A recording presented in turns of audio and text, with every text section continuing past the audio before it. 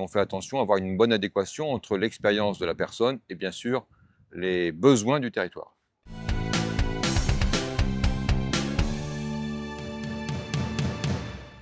Ce matin, on a installé dans ses fonctions le nouveau chef de la circonscription de Basse-Terre, de la police nationale, le commandant fonctionnel Stéphane Gagne.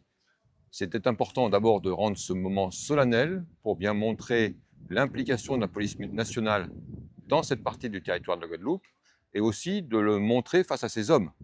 Puisque comme l'a rappelé le directeur territorial, il prend son commandement, c'est-à-dire qu'il va prendre des responsabilités d'animer son équipe avec l'ensemble des policiers et de faire en sorte que la sécurité soit assurée pour tout le territoire de Basse-Terre.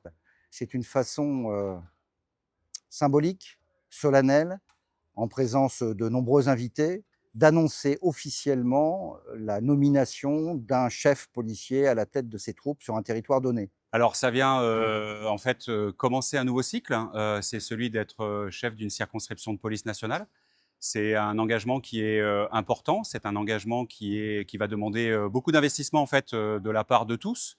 Mais c'est aussi, me rendre compte que, comme l'a dit le directeur tout à l'heure, en fait, on fait rien tout seul et le travail doit être fait en équipe et c'est ce qu'on essaye de mettre en place en fait, depuis mon arrivée comme, adjoint, jusqu'à maintenant. D'essayer de travailler en équipe pour lutter contre la délinquance et apporter une certaine sérénité à la ville de Basse-Terre. Le commandant Stéphane Gagne présentait objectivement une expérience et des qualités professionnelles lui permettant de prétendre à prendre le commandement de cette circonscription. Il a postulé, il a été retenu. Il a été adjoint sur cette circonscription depuis près de 2 ans, donc il la connaît bien. Il obtient pour l'instant de bons résultats et j'espère bien que cela continuera puisque nous essayons de travailler au quotidien, nous policiers, à la qualité du service rendu à la population, donc en termes d'accueil, en termes de présence voie publique, mais aussi en termes de succès dans les enquêtes. Les résultats bastériens sont plutôt bons, je le disais tout à l'heure, j'espère que ça va continuer et ça va s'amplifier.